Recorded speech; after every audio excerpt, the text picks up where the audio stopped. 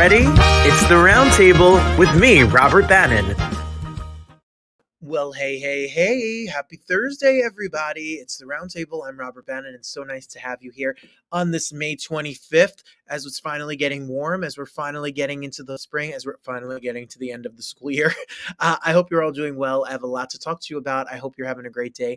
Do you like this shirt? This shirt was given to me by my brother because nothing says Robert Bannon like mountains and forests. Like if you were in the store and you saw a shirt of mountains and forests, wouldn't you think that this is the person that would get it? But let me clarify before you think I'm being mean to my brother. No, he didn't buy it for me. He handed it down to me. He second-handed it. I'm like a second-hand rose. You know that song? Second-hand rose, I'm wearing second-hand Sean's clothes. Bop, bop, bop. Well, there you go. Thanks, Sean. Hi, Mom. How are you? I'm not making fun of your baby. I promise. Hi, Abby. How you doing over there in the UK? Hope you're hanging in there. Hope you're doing well. I have a lot to talk to you about. So are you ready? Let's have a little we can review, shall we? I think we shall. Well, we had a week. It was one heck of a week for sure. Hi. How you doing, Christine? Nice to have you here. 1 week and 1 day. We're going to talk about that in one moment, so hang tight for me. So last week, we had a good old fun time last week for sure. We had a great time with my friend Martinique, who is a great student of mine. She is a student of mine who I had from 5th grade, and we did tutoring with her all the way through her college graduation. She graduated, and we had a party on the Spirit Line cruise, and they were us in front of the Statue of Liberty. She graduated with her degree, and she's ready to work. Poor thing. And it was a great time on Saturday night to be able to spend with her. I'm so proud of her. She has come so far. So congrats, Martinique.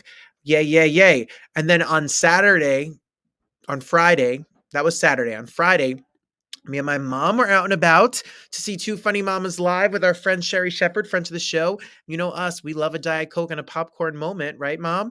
Mom and me,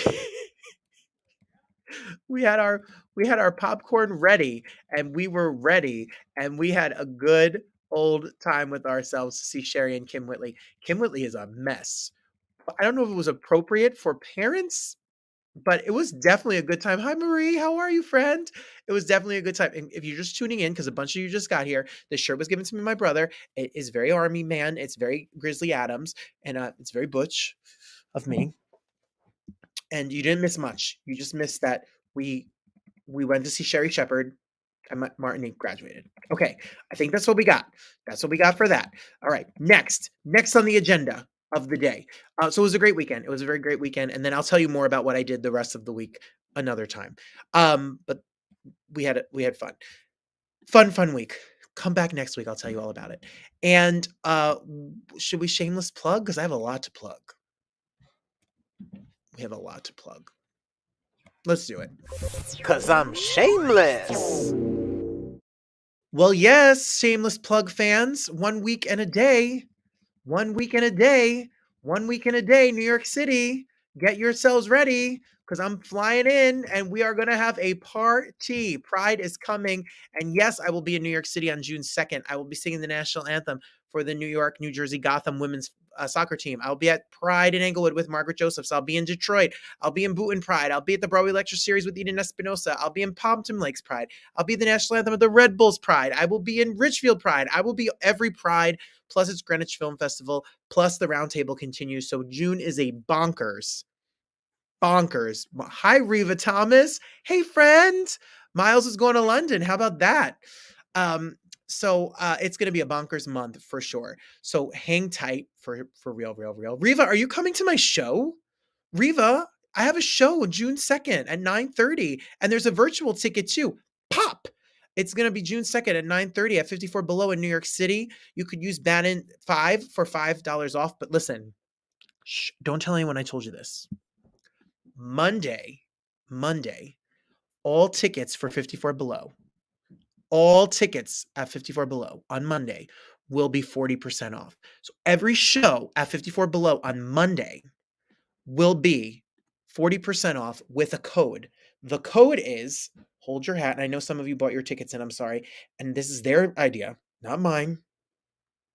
I love those people, but the code is Summer54. So if you go to 54 Below on Monday, Summer54 will get you 40% off all shows. So if you don't want to see my show or you already have tickets to my show, but there's something coming up, grab your tickets at 54below.com. We'll put that up on all of the social media to come.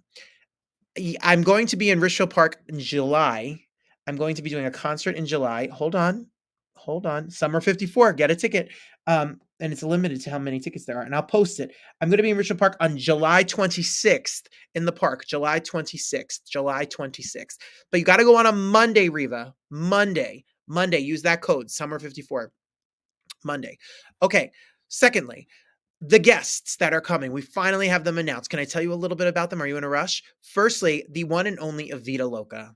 Evita Loca will be there. She is going to be singing a Donna Summer classic with me. Evita Loca was Frankie Valli in Jersey Boys. Evita Loca is a Broadway star. Evita Loca has over 200,000 subscribers on TikTok, and she is a superstar who sings. So Evita Loca will be joining me live, singing live. Yes, this Monday. This Monday is the discount, and June 2nd is me. Evita Loca is going to give looks, is going to give voice, is going to give body, is going to give makeup, is going to give it all. So get your tickets today. Then my director, my friend, cabaret superstar, sells out Birdland, sells out 54 Below, sells out Green Room 42, goes to London and does shows everywhere. Robbie Roselle will be singing with me in ABBA, Broadway, from the musical Chess duet that you are not going to want to miss for the drama of it all. So we have Evita Loca, we have Robbie Roselle, and then I told you we were going to do a dance number for I Think He Knew. I told you we were going to have a dance number for I Think He Knew, and I got a dancer that I adore as a friend and as a dancer, the one and only Marquise Hitchcock. Now, Marquise has been on tour with Titus Burgess.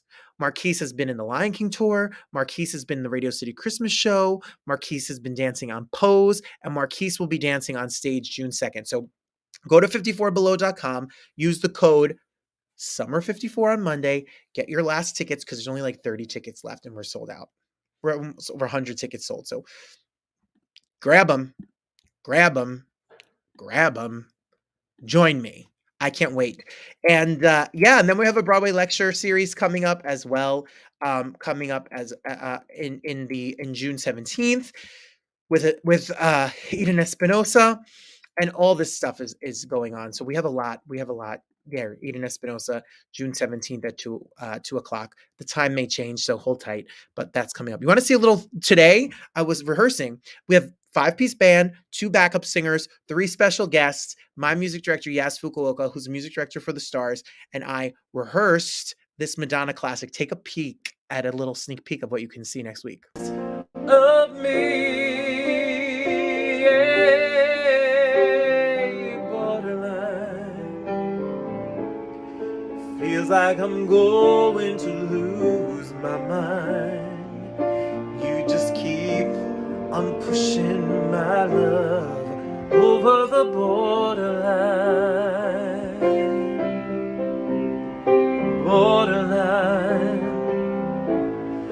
Feels like I'm going to lose my mind. You just keep on pushing my love over the borderline.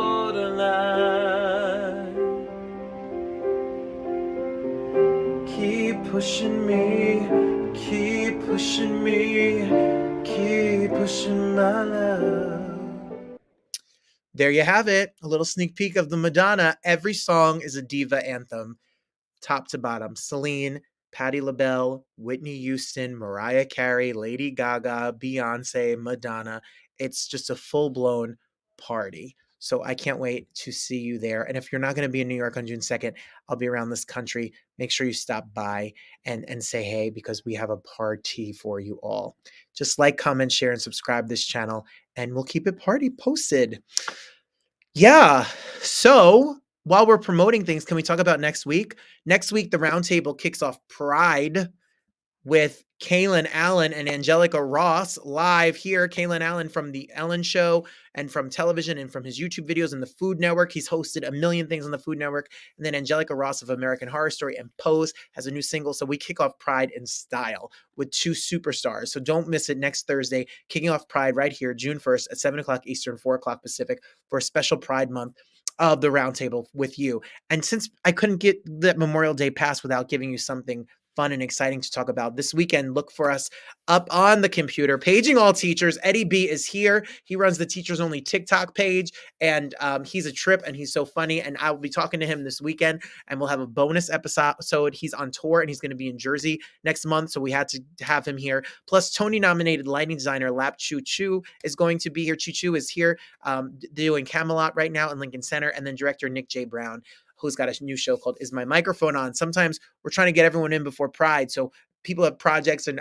we're doing interviews and we're just going, and we just are growing and going every single day. So keep track, subscribe, hit the notification button so you can stay up to speed. There you go. Hey friend, hey, are you ready? Can we do Hey friend, hey? As everyone knows what we're doing, we're buying tickets. We're coming to 54 Below June 2nd. And if you're not able to be there in person, make sure you're there virtually and then watch the Roundtable shows as we continue on. That's really all you need to know for now. Here's my Hey Friend Hey. I'll be there for you. How you doing? Well, I have clips from the Drama League Awards and I have clips of me and Téa Leoni. I was lucky enough to go to the opening of a show called The Fears, which is now up if you haven't seen it on YouTube. And it was really great. It's over at the Signature Theater. It's produced by Steven Soderbergh. And while I was there,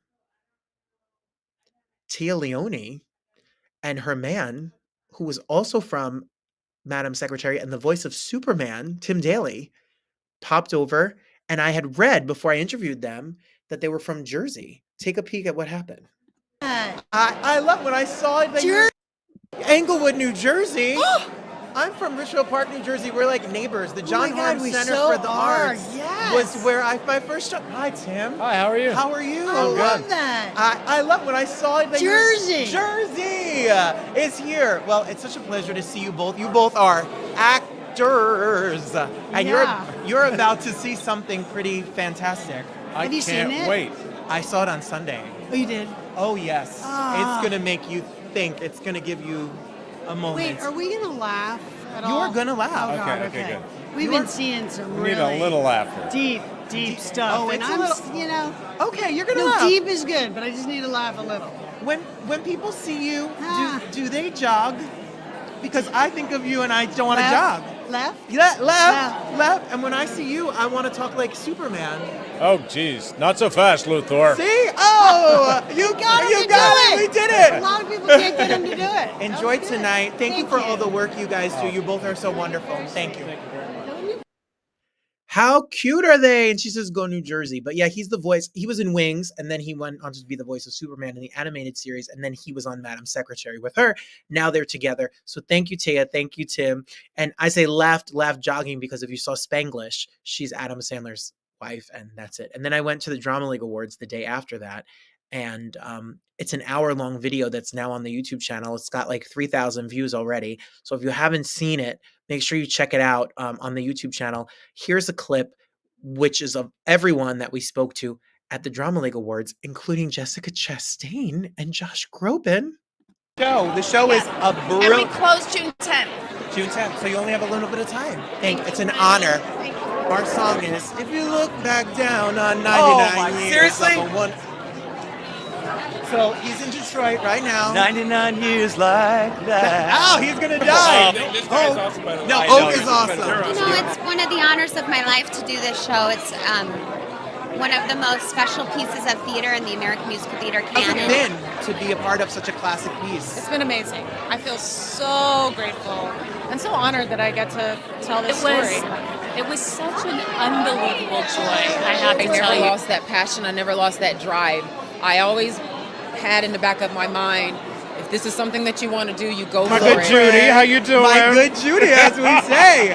Well, you've had quite the hell of a month. This, yeah. It's been amazing. It's been extraordinary. Never in my wildest dreams did I think that Fat Ham would be a play that would go from off-Broadway to Broadway. I said it at the opening of Fat Ham is giving the performance of this season. You are giving all sorts of life. Are you? Congratulations! Thank you. Tony nominations, the Drama League nomination, everything going on, and your Broadway debut. Yes. Oh, it's absolute joy. You know, anytime a playwright has you in his vision and then writes something so wonderful. Congratulations on the nomination today. What a body of work. So I need like the quintessential, like, yes. That's what I do to get the high notes This out, is by it. the way. I saw Olympika. Oh, yeah. I am ready for Olympika. Me Here's the too. list of reading. Uh-oh. And your list, you were, and it moved me and touched me so much. And You read Top Dog. I sure did. Oh, right on. Well, I would have to say that Top Dog Underdog, that production was probably the highlight of my directing career. Joy, joy, joy. Joy, joy. Seriously, it's the same. You say that, but it's the same way backstage too. We're having the time of our lives. We're in person. I know. Here we are. I feel like I've gotten the whole life story over. you ask me was I Firstly, coming? how do you remember your lines? There's like a billion of them, and they're fast. And I was watching it as an actor. I'm like, you guys are on it. It's his fault. They are. There's so many one-line. You gotta go see Shuck. You gotta see Shuck. Oh, I mean, you gotta go see Shucked. And if you don't have a blast, I'm concerned. I mean, well, it's just an incredible piece of theater. I think it's an important story. It's a story that examines what happens when we don't properly deal with our What trauma. a wild, fun journey of a year you both are having. It has been a roller coaster. As growing up a theater kid, like your wildest dreams is to be not only to make it to Broadway, but have the opportunity to get acknowledged with such incredible human beings. It's so exciting to be in a room full of amazing artists that I've admired for so long. Kind of like the most amazing Broadway debut I could have had. And this cast, I mean, was stacked from top to bottom. Then I went home and I listened to your music, and you are a goddess. I am just really humbling to be recognized alongside so many And artists. you did it. And I did it. What an amazing, beautiful piece. Honored. I mean, this is my first show on Broadway. My first show that was ever produced in New York. It's incredible. Frank, we'll watch you every single day on our televisions. Thank you. That means a lot coming from you. No, it means a lot coming from you. So shout out to our friends at Vivacity PR. Thank you to everyone at the Drama League. Thank you to Jonathan Dumar, who was one of the people at the Drama League, for having us there. It was really an honor. That's Frank D'Elia. That's Frank D'Elia, who runs New York One on stage. So if you're in this area, you watch his Broadway news. And when he was like, he watches my show, I don't realize that people watch this. In my head, it's Marie, it's Abby, it's Janelle, it's Christine, it's Darius, it's my mom, it's my aunt, it's my friends. It's not who's watching this. Yes, thank you so much. Thank you, Marie, for this comment. Thank you so much, Abby. You know our vibe, messy, fun fans. And yes, I told Darius that he owed me big. I told him he owed me a decade. No Christmas gifts and nothing. No Christmas gifts and birthday gifts for a decade. He laughed at me. Love Josh Groban. He's the nicest guy. Speaking of Broadway and speaking of the season, and this next month we have Tribeca Film Festival, so we'll be at a lot of premieres, we'll be at a lot of events, we'll be all over the place. So I will be just throwing up content at you for the month. Speaking of pride and speaking of people I love, yeah, you just saw Natasha. If you want to know who everyone is and the whole story, go watch the full video on YouTube. Natasha is here from Some Like It Hot, and the writer of Some Like It Hot, Matthew Lopez, is here. Matthew Lopez did not only write Some Like It Hot, Matthew Lopez also wrote The Inheritance, which won Best Play last year at the Tony Awards. Matthew Lopez is the nephew of Tony winner Priscilla Lopez from A Chorus Line. And I was away, so we are in a conference room, and it's on my phone, and it's not the greatest quality interview, but the heart is there. And little known fact, you'll hear me talk about it a little bit in the beginning. A couple of years ago, my very good friend, Broadway performer Adam Hindman, who's married to Bradley Gibson, who is Simba and Hercules and all of those parts, called me up and said there's an opportunity to be an investor in a new show about the queer experience called The Inheritance. It was a 7-hour-long play in 2 parts, and I read it, and I put my money where my mouth is, and I became an investor in this piece. COVID happened, so the theater shut. but we won the Tony for Best Play. It tells the chronological order of the AIDS epidemic in the 1970s and 80s till today. He wrote this piece, and his follow-up to that is Some Like It Hot, which he co-wrote with talk show host Amber Ruffin. And I've been dreaming and dying to get Matthew Lopez here because I believe his work means so much. And he happens to have directed and written Red, White, and Royal Blue, which is coming out on Amazon Prime. I know we're in the writer's strike, and I know a lot of you have been wondering what that means, and the SAG strike is happening. I just had to vote on the SAG strike, and are we going to strike as actors? And the answer is yes. So we're going to have to hold up on a lot of content, so that's why we're going to have to enjoy this movie while it comes out. I was able to talk to Matthew Lopez. Take a peek. Read the play and was blown.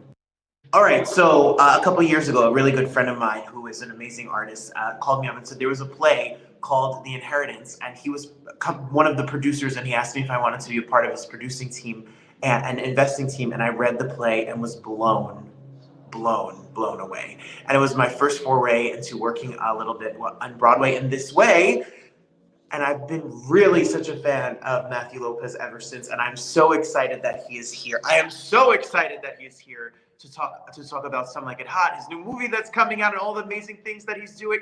Matthew Lopez is here. Welcome to the show. Hello, Robert. How are you? I'm wonderful. I am so wonderful. And I'm so honored and excited to talk to you because I am such a fan of what you do, the work you put out, and the amazing stories and characters that you put into our world and we get to see. So thank you. Thank you. Wow, that's a lovely way to start my afternoon. No, I so mean it. You grew up in Florida. You come from, there's some pretty amazing performers in your family.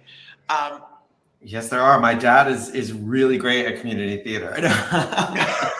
So am I. I think you're probably referring to a different family member though. I am the legendary Priscilla Lopez, and the one and the only Priscilla Lopez. That is right. So, at what point did you realize you had that show baby in you, that you wanted to be a part of this crazy world as well? Very early. It was a bit of a 1-2 punch because I'm aging myself here, but I was about 4 years old 4 or 5, I think, when Priscilla won her Tony Award, and I remember watching it on television and sort of just not necessarily knowing what that was, but just sort of getting the general sense that it was cool and exciting and everything. And then I went to New York with my parents, and we actually saw A Day in Hollywood, Night in the Ukraine. And so that was the second Broadway show I ever saw. And the first Broadway show I ever saw was Peter Pan with Sandy Duncan. And I think all those things sort of happening very close to each other at the same time at a very young age really cemented for me what my life was going to be. And what's amazing is that actually from the age of about 4 or 5, it's not really deviated all that much at all. I had this not weird, I should say, but some brief sort of flirtation with journalism when I was about 16 or 17, going into deciding what I wanted to do when I went to college. But other than that, it's just been theater and storytelling the whole way. I thought I was going to be an actor. Then I decided, no, I didn't want to do that. I want to be a writer, a creator. And, it's so funny because Priscilla, who's been a huge, huge part of my life growing up, when I told her I was just sort of deciding between whether or not I wanted to create or act, and she was like, go, if you have any talent, if you have any desire to create, to be a writer, do that. Because she always said to me, like, when you're an actor, you are the employee. You have to have permission to do your work. You're always waiting for other people to tell you can do your thing. And she says, with a writer, you own your work. Of course, as a writer as a WGA member on strike right now, we know very full well that not all writers own all their work.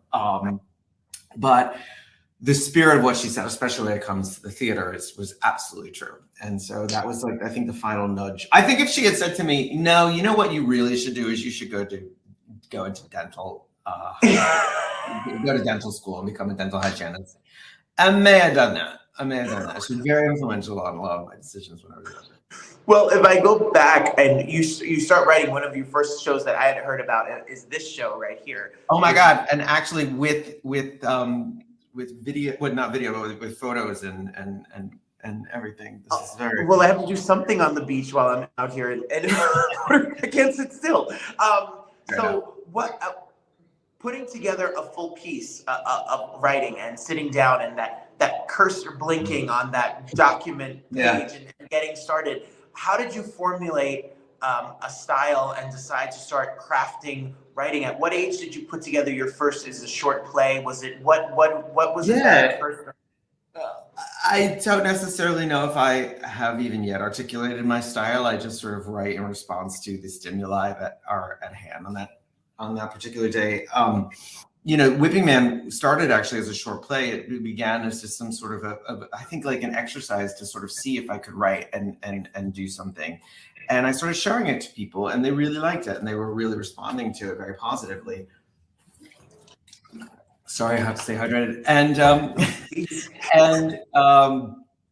I just got encouragement to like keep developing it and turn it into something bigger. And it took me quite a while, I think, to do that. I think there was a lot of imposter syndrome. There was a lot of self-doubt. There was a lot of distractions, other things in my life. But I think I just kept returning to it over and over and over again until it became a fully fledged piece. And then the very traditional sort of march toward production began with that thing. And it was my first play, and it was the first time I learned how to tell a story in for that play in a sort of like a 2-hour chunk of time. And that was the beginning of both of my career and of my tutelage. And I like to think that I remain a student throughout. I've certainly I've become more practiced at it. But I think there's the difference. You can be practiced at something while still always sort of allowing yourself to learn how to do it. So that was the first thing. And the thing is that I didn't go to graduate school. I didn't study playwriting. I never like went into a class and did that. As a matter of fact, I applied to NYU and didn't get in for playwriting. And so I was like, and it just one rejection was all I needed to go, you know what, screw this. I'm not going to do that. I'm not going to go to school. I'm just going to just start writing. So a lot of my graduate school was like in the professional world. My very first play, instead of doing it in front of fellow students or with, graduate actors, I did it with professional actors in front of a paying audience. And so my career has always been this high wire act of figuring out how to do it in front of a paying audience who has no vested interest in protecting my feelings. And so, that I learned how to write in the crucible of production from the get-go. So I also think that maybe in some ways it made me a more practically minded writer than most writers are at the beginning of their career, because I also, writers actually, believe it or not, have to think about the size of their audience's collective bladders, and it says the man who wrote a 7-hour play, I know, but with lots of intermissions though, because the joke is that Inheritance has so many intermissions because I have to pee all the time, and Stephen Daldry has very short attention span. So between the two of us, you are going to get lots and lots of intermissions. He's talking obviously about The Inheritance, which, as do I have to sit on an aisle because I have anxiety otherwise if I don't, to run if I need to. Sure, yeah, I get that. It is one of the most powerful moments. I've read it. I've seen it. It was very moving to see kind of the history, especially in the life of the LGBT plus community through the years. When you put this up and out, and you did it in London and then brought it to Broadway, especially nowadays with the world that we live in, and the 400 plus laws on the books to in the United States to be against trans or drag or queer people across the board. What was your intention when you wrote this piece? What did you want people to leave and feel? What was the inspiration to put? It's a massive, beautiful piece of work. It's the most gorgeous play. What did you want us to see when you saw this? What gave you the inspiration? I had a lot going on in my head at the time I started to write this. I had a lot of figuring out about myself. I had, the most powerful thing that had happened to me, and I've spoken very openly about this, is the most powerful thing that had happened to me at that point in my life was getting sober, and I was sort of on this very bad path, which thank God I'm not on anymore. But I don't know with any certainty that I would have survived to this age if I hadn't gotten sober, and it is something akin to a near-death experience when you actually sort of are plucked from the abyss like that. And I think I had a lot to figure out, and I had a lot to figure out personally, and I also had a lot to figure out sort of generationally. I am a member of, I was born in 1977. There was never a point in my conscious life as a gay man that didn't include HIV and AIDS, and most especially the first 12 to 15 years of the pandemic, the first pandemic of my life. And I'd always likened it to sort of like to D-Day, and sort of like that first wave of soldiers going out onto Omaha Beach and getting mowed down, and then I'm the second wave who's being told to go out there, and I am that second wave generation in terms of HIV and AIDS. And so I needed to understand for myself what that meant to me. For my generation, we were sort of absent quite a number of mentors and elders to help us figure it out. There was this chasm between me and older gay men because they were dealing with their own traumas, and I couldn't understand that. And so there was a lot going on. And then I think politically what happened was actually I started writing the play at the end of the Obama years, and I think we all sort of had a general assumption that the Obama years would continue on in some way or another.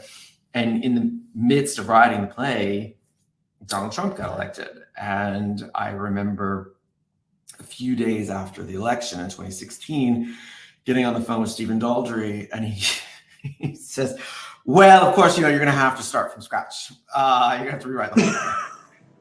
And he wasn't wrong. He wasn't wrong. And I knew implicitly, without Stephen having to tell me, that a play that was so much about history could not be ahistorical to the times that it was set.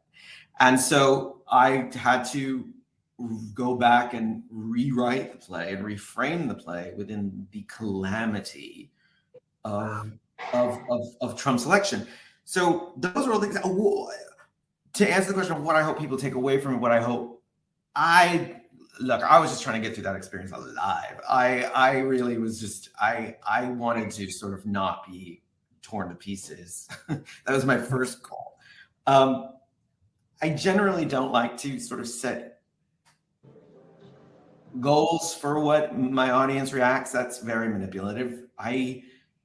And storytelling is manipulation, of course, but I think you just sort of need to hold true to your intentions and hold true to the path that you've forged for yourself, and be willing to sort of get on a new path once it's revealed to you. The one thing I do know is that from the very first production, the very first preview of part one of The Young Vic, we had no idea what this thing was going to be. No idea. And we had no idea if people would how would people respond? Would they leave at the first interval, the second interval? It's just sort of,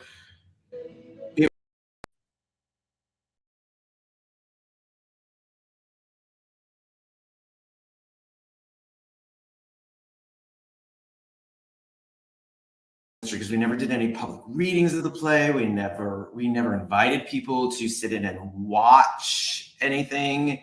The very first time we ever shared it with an audience was by the time it was too late, which was the first preview at the Young Vic. And it was the most extraordinary night of my life. If I had to pinpoint to you, if you sort of asked me what the most, other than my wedding day, or perhaps the birth of my younger brother, what was the most life-changing day in my life, I would have to say that first preview at the Young Vic, because that was the dividing point between before and after. And we knew then that we had something that deeply resonated with audiences, and it was our job then. I remember David Land, after the first week of previews, David Land saying to me, now it's our job to protect it. And then we instantly became caretakers of the play as well as its creators while we were still working on it. Well, and you did, and you win the Tony for Best Play. And I did, in fact. It's true. Win the Tony for Best Play, and from the West End to Broadway to LA to wherever this show has been done, you give so much life and validation, and get to experience something that should never be forgotten. And then you follow that up 7 hours of serious, deep, historical, beautiful work. And we have a blast right now on Broadway because a blast with Some Like It Hot.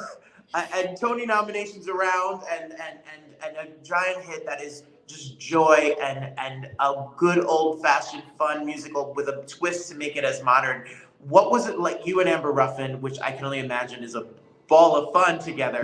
The only reason it took so long to write the show is that Amber and I like to just talk to each other, and so it sort of it got in the way of productivity on Sunday. When you were approached about this subject, and you know that Mark Shaman and Scott Whitman put the music and all of that, and Amber Ruffin, and you get the team together, how was it to deal with coming off The Inheritance, to deal with the subject matter, and the way you've done it and nuanced it is beautiful? How hard was it to kind of make it fit for 2022, 23, 24? Well, given how long these things gestate, I actually started working on the musical before the play premiered at the Young Vic. So I actually had already started writing Some Like It Hot, and then I had to take a big break and go do The Inheritance. And I remember Mark and Scott were sending me demos of the songs as they were writing it while I was in the midst of a very cold, dark, gray winter in London doing that first production of The Inheritance. And the thing that buoyed me were getting these new songs from them, which was actually, I remember actually playing one of the songs for Vanessa Redgrave in her dressing room. And I was like, Vanessa, you gotta hear this. And that was, so, Some Like It Hot has actually been in my life almost as long as The Inheritance has. And what's great for me is being asked to stretch my abilities in a completely different direction. The being asked to keep it concise, to be asked to have fun. I like to think that Inheritance is a very funny play, but of course it is also not always a very funny play. And with the demands of a musical comedy is, joke, but also jokes that are rooted in character and believability. And yeah, we had the added challenge that we were really excited about, which was to update this story for the 21st century. The thing I always say about it, Amber and I always sort of come back to this idea, which is yesterday's ahead of its curve is today's behind the curve. And the movie, when it came out in the 1950s, I believe 1959, it was ahead of the curve. Wildly ahead of the curve, as a matter of fact. Now you watch that movie and it's a classic and it's wonderful, but you're like, couldn't get that passed. And rightly so. And so, I think the big challenge was just how do you do this how do you do this in a responsible way? And, quite honestly, the first question we had to ask ourselves is, should we do this? Or is it just too late?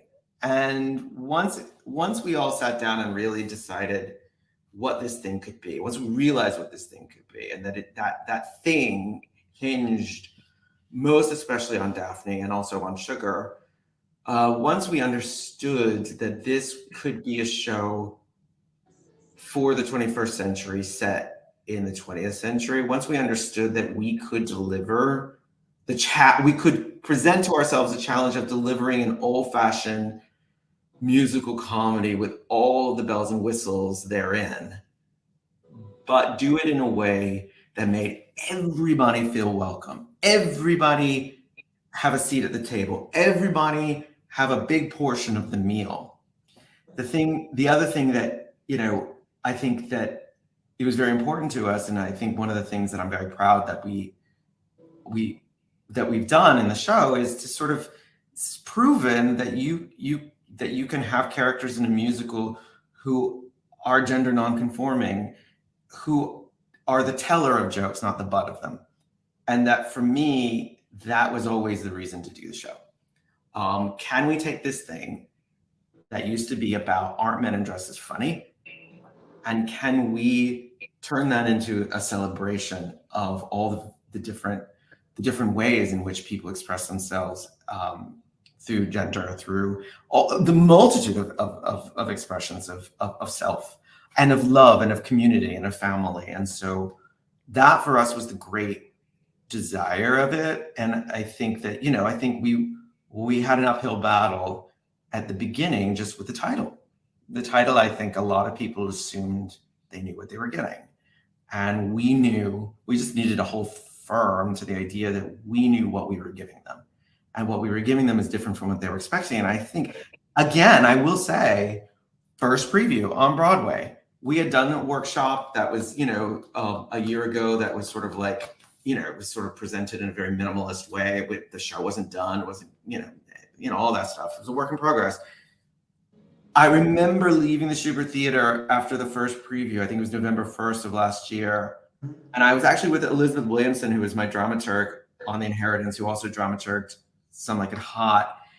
And we finished the first preview and we walked away and I made sure we got well into Times Square before I said anything. And we were very quiet. And I said, "We've been here before, Elizabeth, haven't we?" And she goes, "Feels like we have." And I was like, "You know what this reminds me of?" And she says, "Yeah, I know." And we both felt like this felt exactly the same as the first preview of Inheritance at the Young Vic. The audience went nuts. That first preview, the audience, and again, I didn't know if it was going to work. I didn't know if it was going to work. None of us knew if it was going to work. Amber just gave a big shove, but I remember she just shrugged at me and goes, "Maybe it's the end of our careers tonight."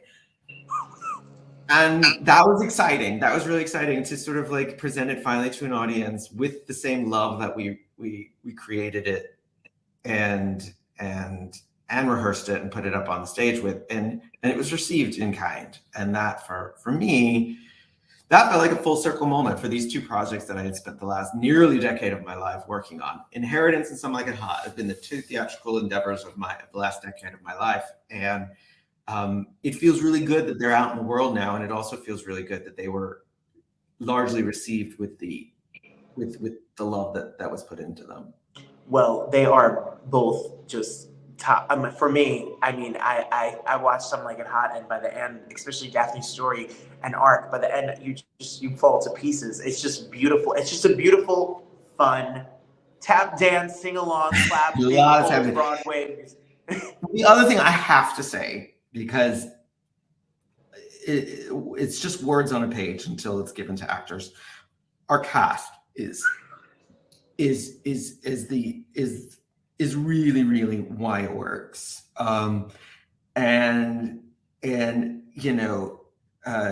Jay and Christian and Adriana and Natasha and Kevin and everyone. But most especially Jay, when Jay joined the team, the first time I met them, Amber and I looked at each other and we were like, "There's Daphne. There's Daphne."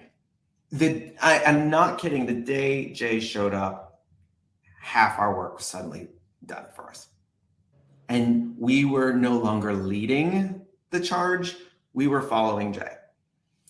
And we followed Jay all the way through opening night. And I checked in with the show again recently, and there's so much beautiful growth that's happened in their performance, and Christian's performance, Adriana, everybody's performance. And it's just sort of watching everyone take it and run with it, and the way it's blossomed and grown in the last 6 months. It's just been a delight, a true delight. Well, if you haven't seen it yet, we've been telling, we've had Jay and we've had Natasha and we've had Adriana on and we've had Kevin. And we tell everyone, run and see Some Like It Hot, because it's going to be winning. It already has won, sweeping up awards throughout New York City, and to come, more to come for sure. I know you're in the middle of the writer's strike, and I know how important as a sister union member the strike is and all. You do have film projects coming out that I know you've worked on and put your heart and soul into. What a weird juxtaposition of a time to be in. Why should the regular viewers watching care about the writer's strike? Why is it so important that we support this this venture. I know, SAG, we're joining you in a moment. Yeah. There's nothing original that I could possibly say that most people don't already inherently know if they haven't already heard, which is it begins with the written word. Nothing that you've ever seen outside of a documentary doesn't begin with a written word.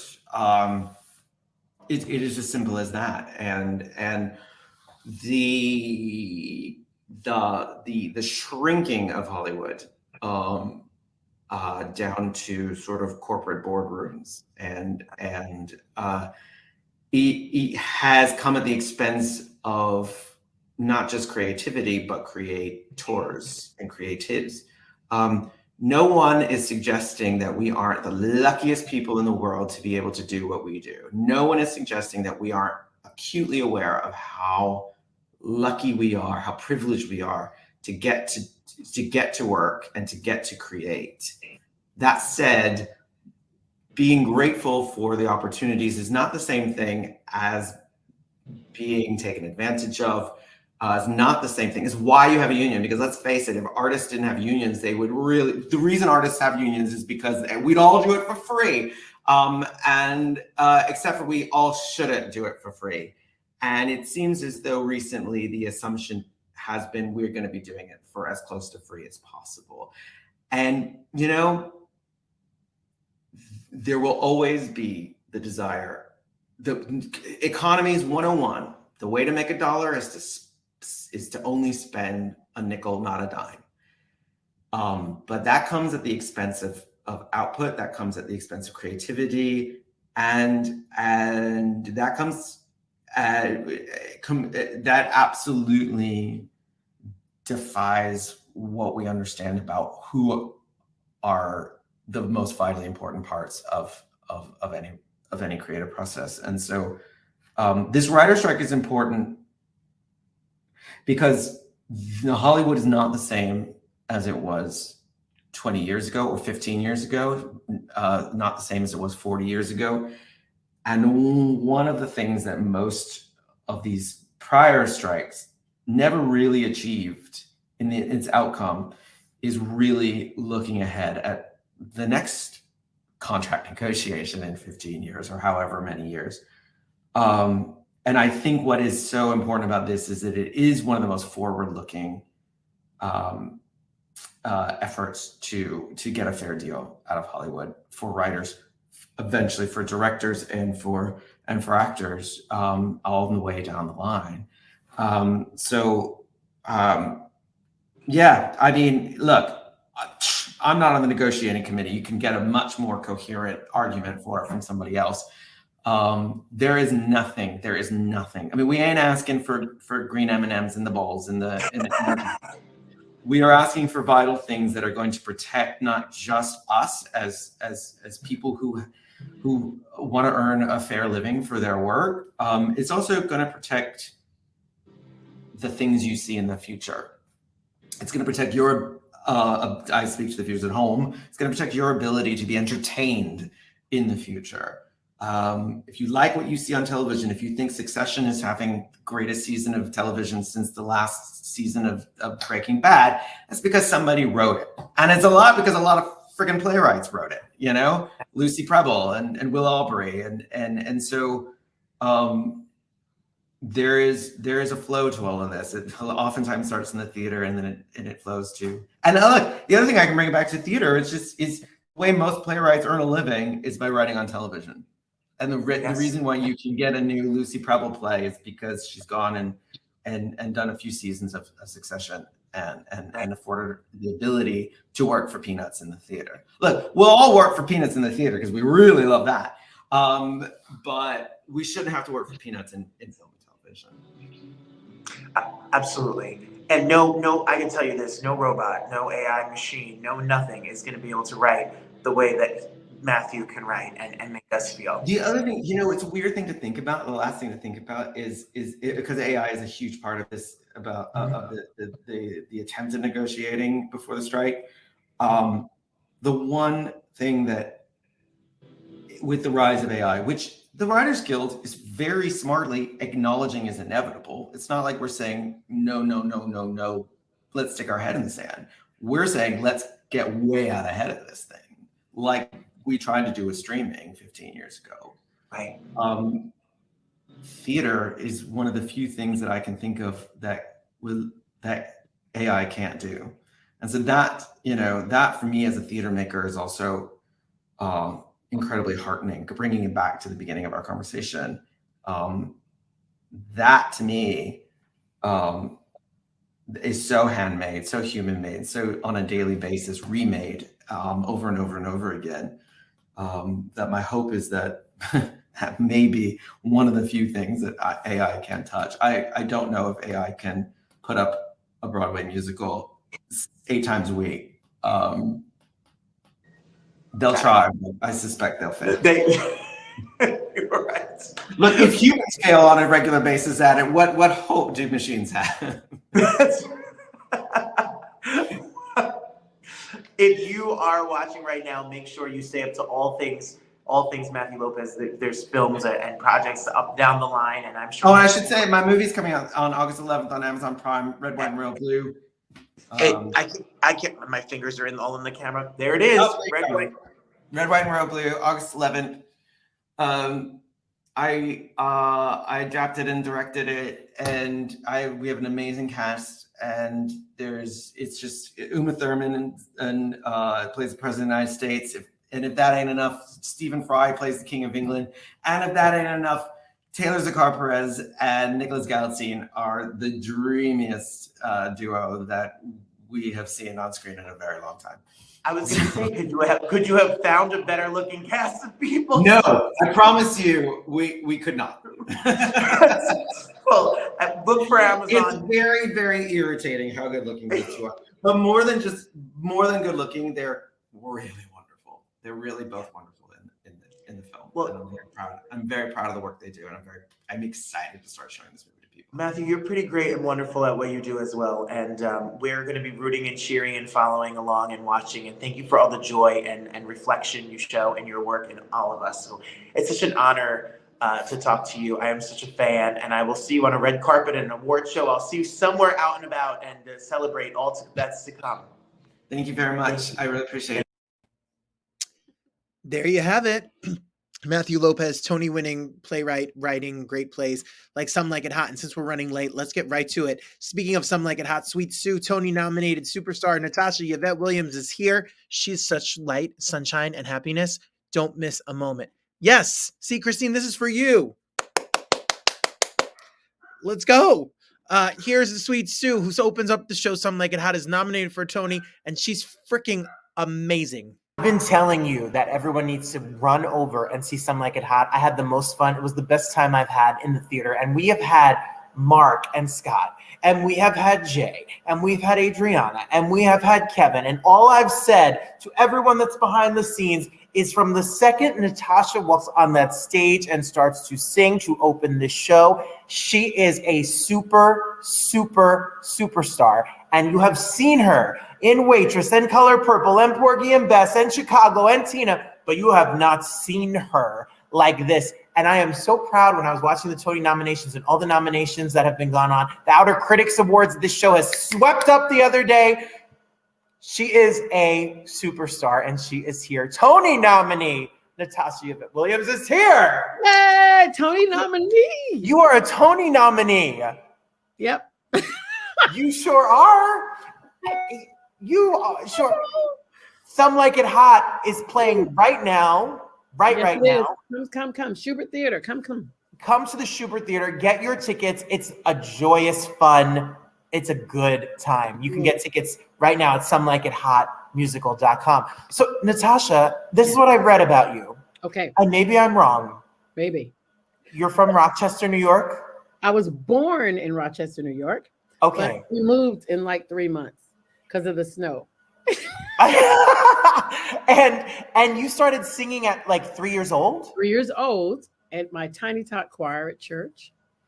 And we moved from Rochester to Philadelphia, and then we moved to Fayetteville, North Carolina, where my mother was from. And that's where I was raised, and that's my home. Well, I was so funny. My partner raised in the church.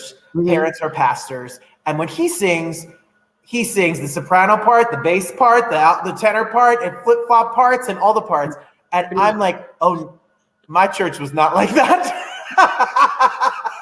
Pretty much. That's what you have to listen. If the altos weren't there that day or they were off, somebody had to do it. So you figure out how to switch up.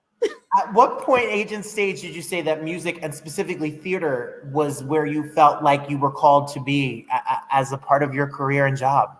Probably around before jobs, just a place I wanted to be was 13, 14 when I was in my first production. It was called Razzle Dazzle at the Fayetteville Little Theater where I'm from. And I was like, oh my God, before that I was just watching television with my mother thinking, I want to be entertaining families. Like we're sitting here and laughing together. I want to be in the box, I want to be in the TV and do that. And I didn't know really that much about live theater. And then when I was 13, I went to see a production of Green Acres at the Fort Bragg Playhouse. And then I auditioned for Razzle Dazzle, which was at the Fayetteville Little Theater in my town.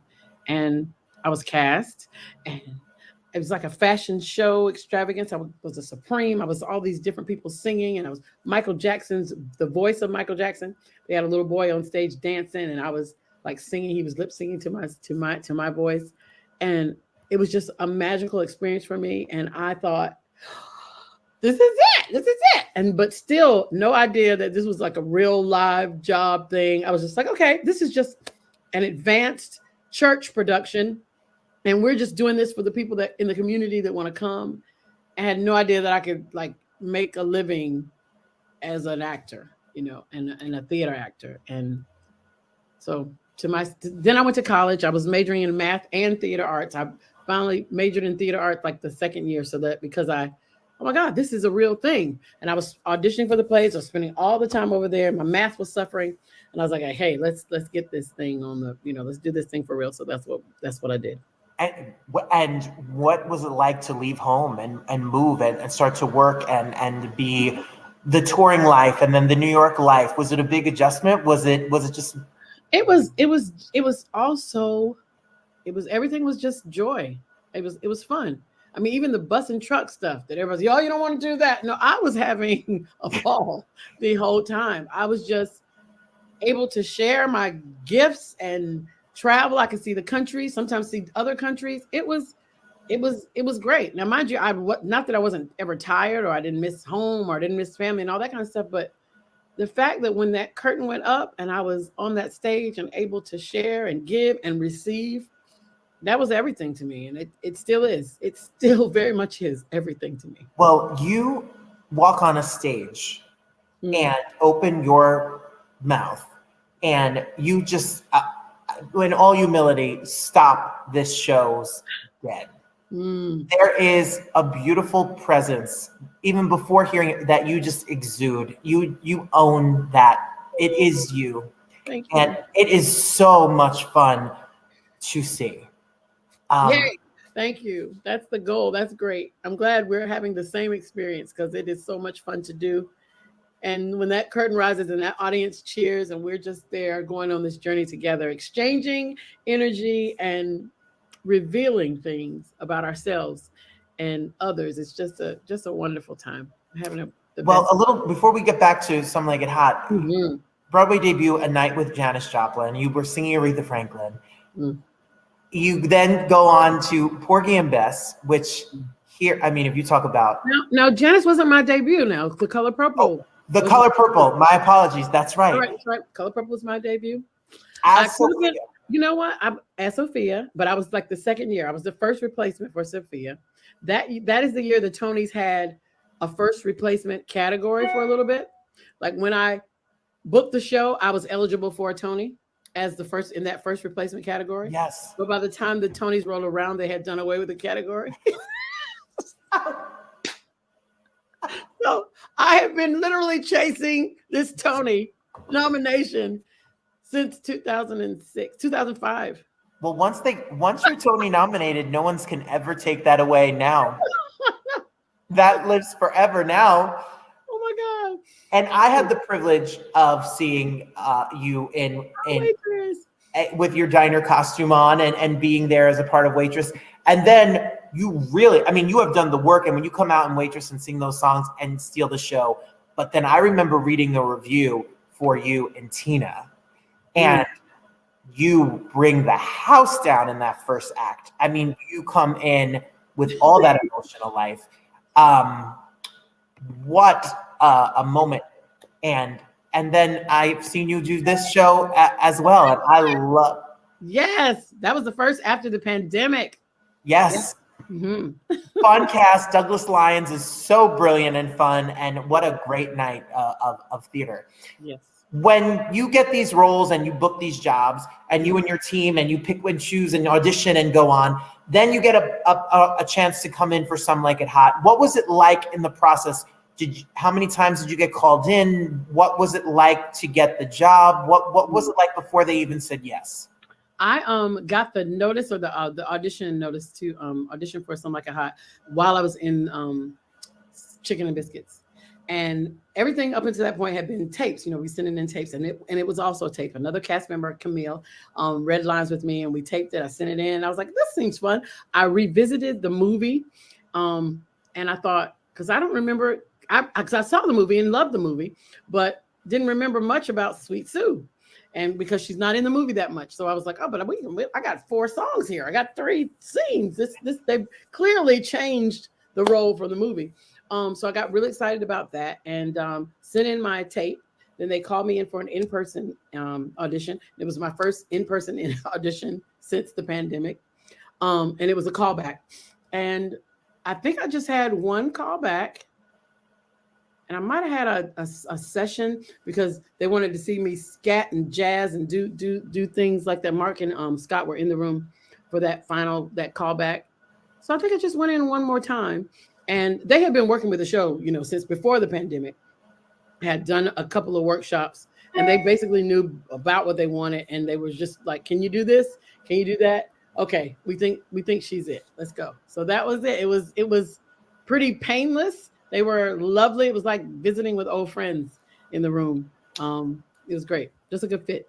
Well, this cast is quite a blast. Yes.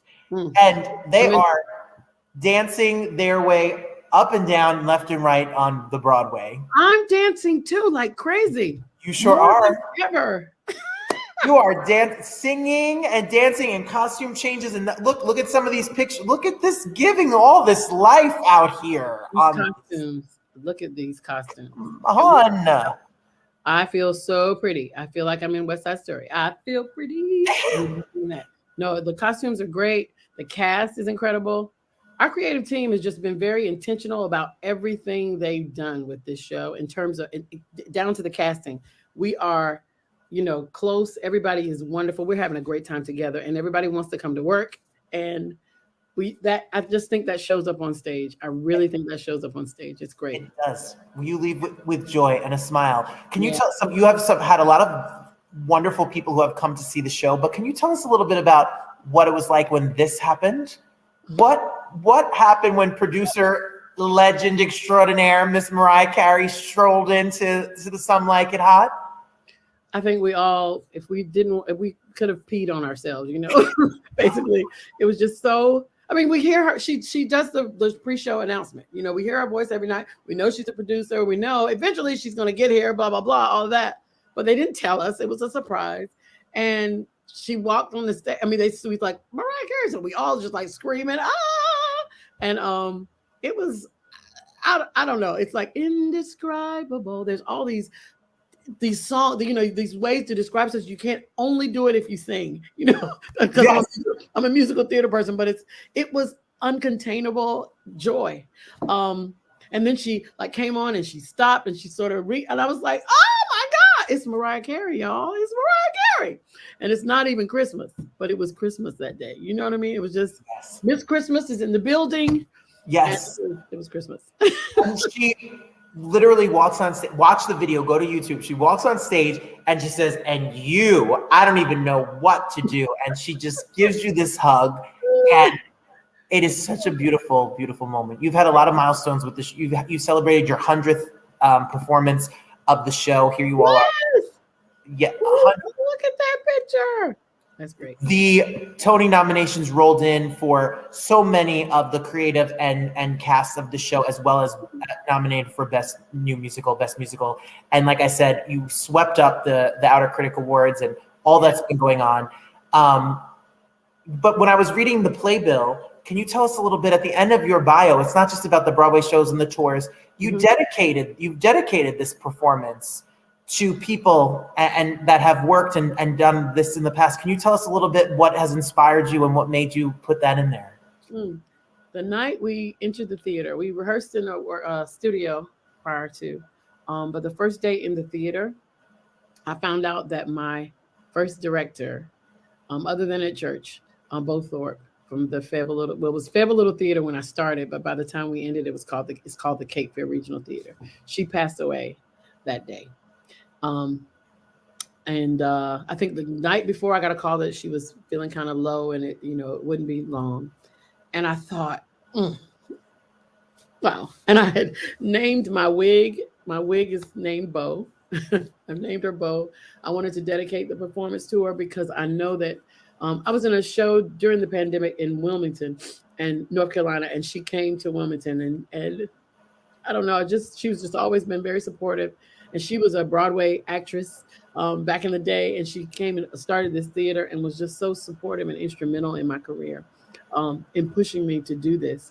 And so I dedicated the performance to her because I knew that as she ascended, she was looking down and celebrating with me and still supporting me. It's also dedicated to my mother, who passed in 2017. She passed the week of my opening night of Waitress. And I've always felt like since then, she's been with me also, just mouthing the words along with me. That's what my mother used to do in the audience. She would learn the songs or whatever I had to do with me and say them with me. I'd be like, stop moving your mouth. Stop doing that. We'd have to tell her that. But how I wish I could see her out there moving her lips right now, But I know she's here too. But the show's dedicated to those two women who poured everything they had into me so that I could soar. And you're flying. Yeah. And you're flying. Yeah.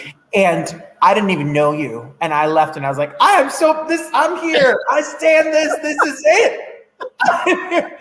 So you go see this show and anything that Natasha's going to do in the future, which will be many more projects to come. Yes. She sings down. She sings the phone book. I cry very easily now. So yeah, if you need that. That's right. On cue. You have a ton of television credits. You did Better Nate Than Ever and The Good Fight in Harlem. We had Better Nate Than Ever. We had Nate on the show in the beginning. We watched it as in my 5th grade class was a part of the interview. Yes. Okay, great.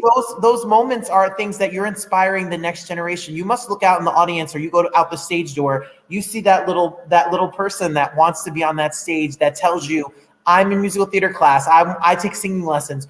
What does it feel like when they come up, aside from the awards and the fame and the glitz and the glam, Mariah Carey, there's a generation out there that is seeing you, seeing what you do, and you're inspiring the future of art. Industry. Yeah. Every time I'm reminded about how I felt sitting in watching Green Pastures and hearing those songs wash over me and push me. And then even coming to New York and seeing my first show after moving to New York was Ragtime. Yeah. And I was so excited at intermission. I ran down to the basement and used the payphone. I called my mother Collect and was like, Mom, I'm right where I'm supposed to be. I'm supposed to be in New York. This is it. This is what I want to do. And those feelings, I remember every time somebody comes up and says, hey, I'm a musical theater artist, and I'm young. And what is your advice to me? And I always say the same thing. Just keep doing it. Do as much as you can wherever you are. Bloom wherever you're planted. And then that will propel you to other places. But I think about how I felt, when theater changed my life, when art changed my life. And it's amazing to be able to do that for other people. And hopefully, I believe that's what we're doing. I believe we're changing lives and minds and starting conversations. And it's an incredible thing to be able to listen to other people and respond. And I think that's what our show does. And I think that's what art does. And I'm glad to keep doing it. And we're so glad to keep seeing it. I want you, everyone, go see Some Like It Hot, somelikeithotmusical.com. Grab your tickets and then follow Natasha on all the things to come. I'm going to get better at that. I was doing it really well in Waitress. I was on it every night. I'm going to get back to because the pandemic has kept us away from people, and we have the mask and we have all this stuff. But as things begin to open up, I'm going to have to go back to my roots, which is, touching the people and them touching me, because that just inspires me as well. Well, when the season came around, when award season came around, and when Dan came around and asked me, who do you want? Who can we do? I said, I need her. I need Natasha. And you made my joy come through to be able to talk to you. You made me so incredibly happy, because there's not a performance out there this season that has made me smile like you being on stage and hearing your voice and what you bring. And I can't wait. We're rooting for you forever, this year and always. Thank you. I'll take it. I need it and love it and want it. Thank you. It means so much. How sweet is she? Go see Some Like It Hot. From Jay to Adriana to everyone that has graced our show and been a part of the show, Natasha, etc. So sweet. What a sweetheart. Crying right here on the show. Christine says Natasha deserves all the success and happiness through her work. Wow, such sweet memories shared near to her heart. Can't wait to be dazzled by the show. You're going to have to tell us all about it. Remember, next week we start Pride Month with Angelica Ross and the one and only Kaylin Allen. So it's going to be one heck of a show. Plus, we have a special bonus coming up this week with none other than Eddie B. Teachers of Funny TikTok. I would be remiss to not talk about the one and only queen of rock and roll, Miss Tina Turner. I've had the pleasure of seeing Tina Turner Thanksgiving Day at the Prudential Center in Newark, New Jersey for the Tina Tour. I could not live my life without seeing the superstar that she is, the adversity that she's overcome, and the story and the legacy that she leaves will live truly forever. I shout out to Lisa Fisher, who is her long-time background singer, who always soloed in her shows, who's a friend of mine. I send you love, Miss Fisher, about losing Tina, and the world loses such an amazing artist. So I have a favorite, and I figured I don't care if YouTube won't monetize this video. I don't care if they show it or not. I just think we need to see it. So let's do this number together, shall we? Sounds good? Here we go.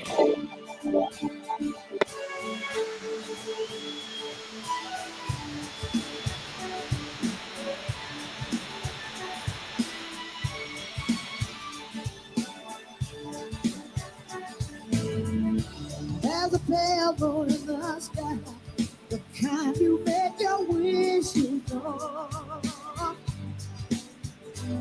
Oh, like the light in your eyes, the ones I build my dreams upon. It's not very long, something happened somewhere and we both know why.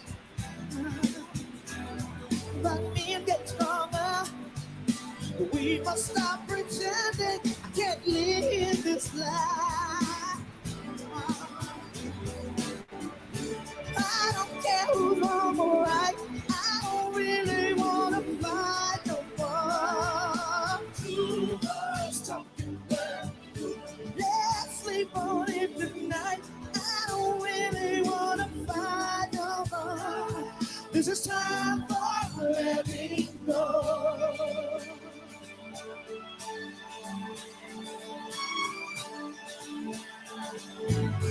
I hear a whisper in the air, simply doesn't bother me. Can you see that I don't care? Are you looking right through me? Seems to be lately you look at me the wrong way and I start to cry. Could it be that, baby, this crazy situation is the reason why? Oh, I don't care who's wrong or right. I don't really want to fight the war. Too much talking,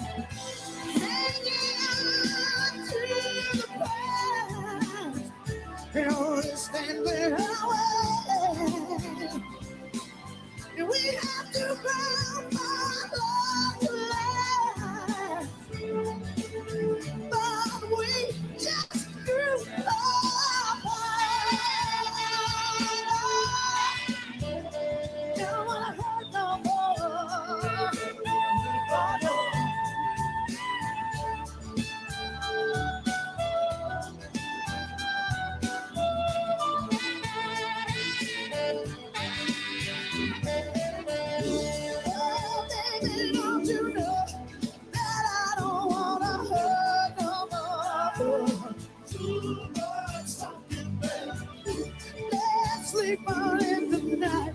I don't really want to fight no more. Tired of all these things.